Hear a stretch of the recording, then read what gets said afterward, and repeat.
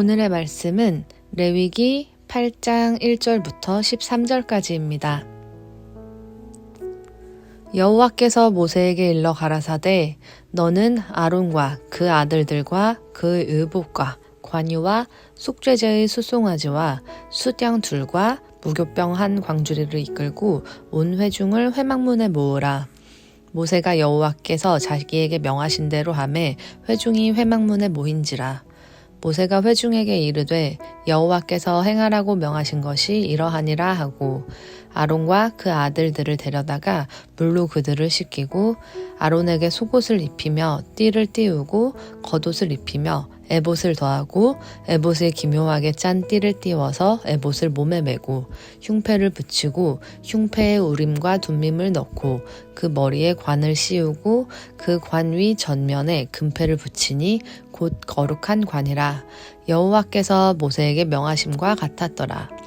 모세가 관유를 취하여 장막과 그 안에 있는 모든 것에 발라 거룩하게 하고 또 단에 7번 뿌리고 또 그 단과 그 모든 기구와 물두멍과 그 받침에 발라 거룩하게 하고 또 관유로 아론의 머리에 부어 발라 거룩하게 하고 모세가 또 아론의 아들들을 데려다가 그들에게 속옷을 입히고 띠를 띄우며 관을 씌웠으니 여호와께서 모세에게 명하심과 같았더라.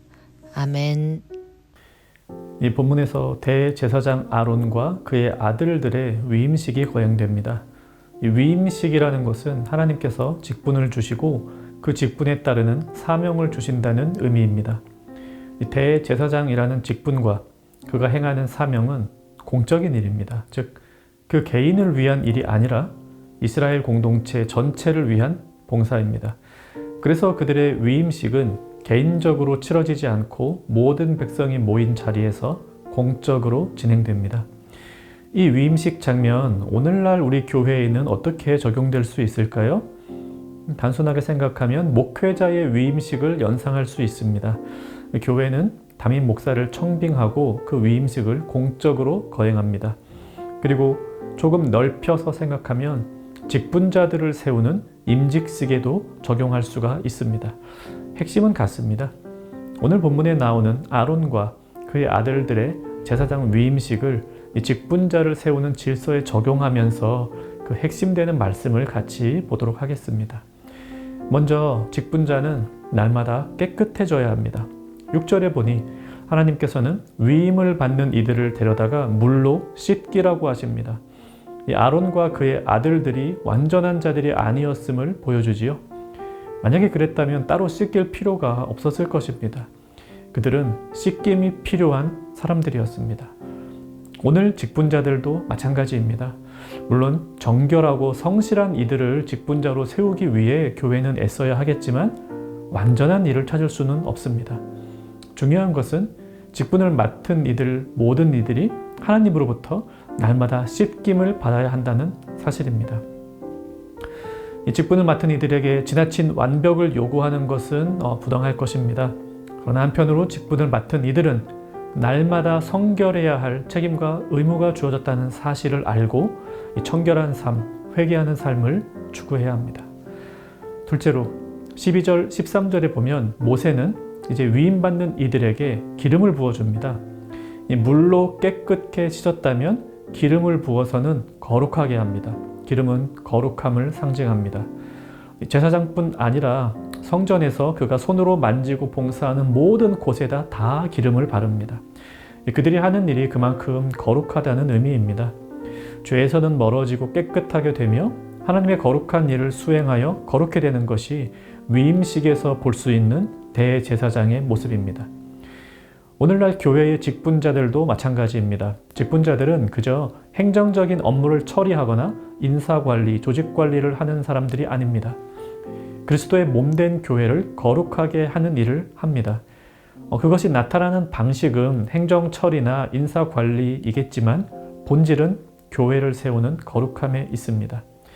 그래서 직분자들에게는 하나님의 기름 부으심이 필요합니다.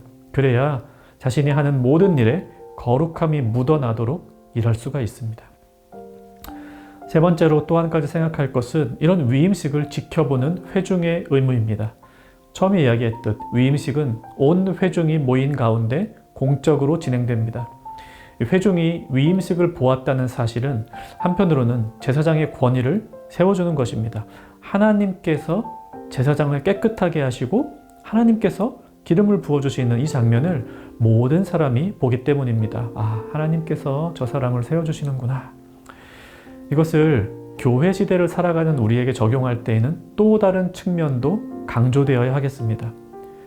교회의 회중은 오늘날 하나님의 뜻에 따라 직분자를 세웁니다. 우리 장로교가 직분자를 세우는 방식은 회중의 의견을 묻는 투표 방식입니다. 이 목사를 청빙할 때에도 장로와 권사 등 직분자를 세울 때에도 투표합니다. 그리고 그 직분자가 임직을 할 때에 그 투표했던 회중이 함께합니다.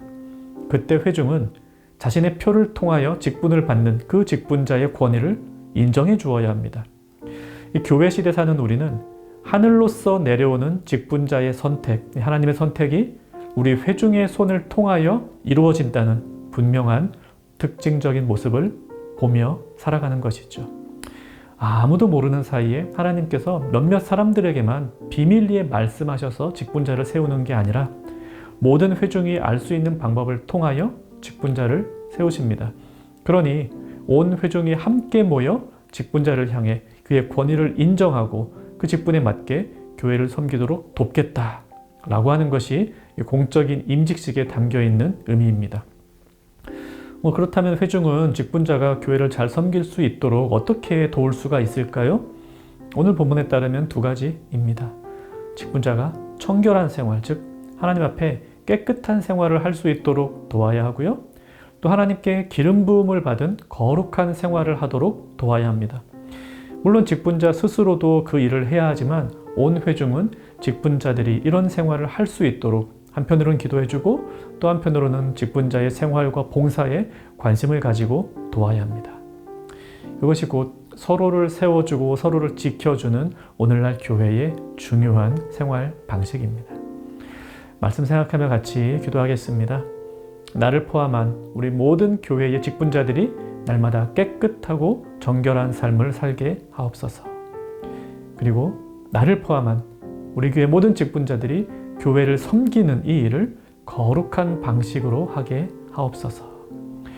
오늘도 교회를 정결하고 거룩하게 만들어가는 청년가족 되시기를 바랍니다.